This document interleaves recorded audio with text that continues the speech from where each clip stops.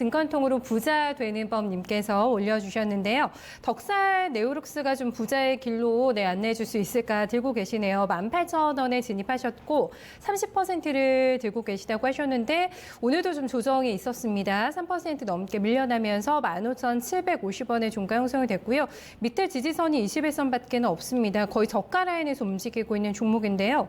덕산 네오룩스 아마 이 가격대도 좀 싸다라고 판단하시고 들어가신 게 아닐까 싶거든요. 어느 정도 가바닥을 예상하신 것 같은데 괜찮을까요? 네, 18,000원 일단 매수가 회복이 가능할지 그 부분 궁금하시지 않을까 싶네요. 네, 백주 전문가님. 네, 제가 생각을 할 때는 이제 덕산 네오룩스에 대한 이제 기업에 대해서 한번 말씀을 좀 드리자면 결국에는 이제 OLED 이제 그 생산하는 데 있어서 필요한 여러 가지 화학 제품을 만든다라고 생각하시면 될 것 같아요. 그러다 보니까 결국 OLED의 혹은 OLED의 사용처가 굉장히 많아지고 수요가 많아진다라고 했을 때 이 기업 같은 경우에는 실적이 굉장히 올라갈 수 있다라고 생각하시면 될 것 같습니다. 하지만 이제 최근에 뭐 아시다시피 투자하신 분이라면 아실 거예요. 최근에 이제 OLED 폰에 대한 판매 자체가 좀 그렇게 많지는 않았고 그러다 보면 가동률 자체도 굉장히 적었고 그러다 보니까 당연히 덕산 네오룩스의 어떻게 보면 화학 제품 자체가 좀 적게 들어갔다라고 생각하시면 될 것 같습니다. 그러면서 과거에는 덕산 네오룩스 같은 경우에는 OLED 소재 쪽에 어떻게 보면 OLED 자체, 중소형 OLED 폰의 자체에 대해서 굉장히 시장이 긍정적으로 평가하면서 이 시장이 굉장히 빠르고 크게 개화할 것이다 라는 그런 기대감 때문에 굉장히 높은 펄을 받았고요. 굉장히 높은 프리미엄을 받았다라고 생각하시면 될 것 같습니다.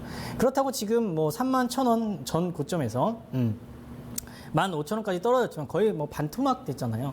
그렇다고 해서 지금 싼 주가도 아닙니다. 여전히 여전히 밸류를 어느 정도 프리미엄을 좀 받고 있다라고 생각하시면 될 것 같습니다. 사실 이렇게 고퍼를 받는 그런 업체들 같은 경우에는 고도로 성장할 가능성이 있다. 혹은 고도 성장성을 지속적으로 찍고 있을 때 이 가격이 유지될 수 있는 거거든요. 결국에는 이런 성장성 자체가 무너지고 거기에 대한 의심이 든다라고 했을 때 이렇게 주가는 결국 평균으로 회귀할 수밖에 없다라고 생각하시면 될 것 같고요.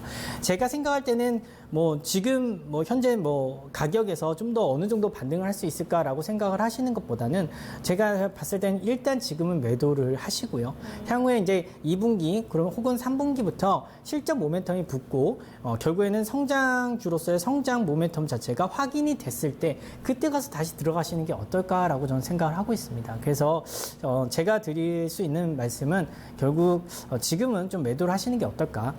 향후에 어떻게 보면 성장성 확인하고 들어가자라고 말씀드릴 수 있겠습니다. 네, 그래도 하반기가 상반기보다는 나을 거라는 전망이 보면 나오는 것 같아요. 일단은 현재는 좀 정리하자라는 쪽에 무게 두고 진단 나왔으니까요. 부자 되는 법님 확인해 보셨으면 좋겠습니다. 보면은 최근에 뭐 IT나 이런 쪽에 대해서 질문을 최근에 좀 많이 주고 계신 것 같은데요. 덕산 네오룩스 들고 계신 분들 같이 좀 참고가 되셨으면 좋겠습니다.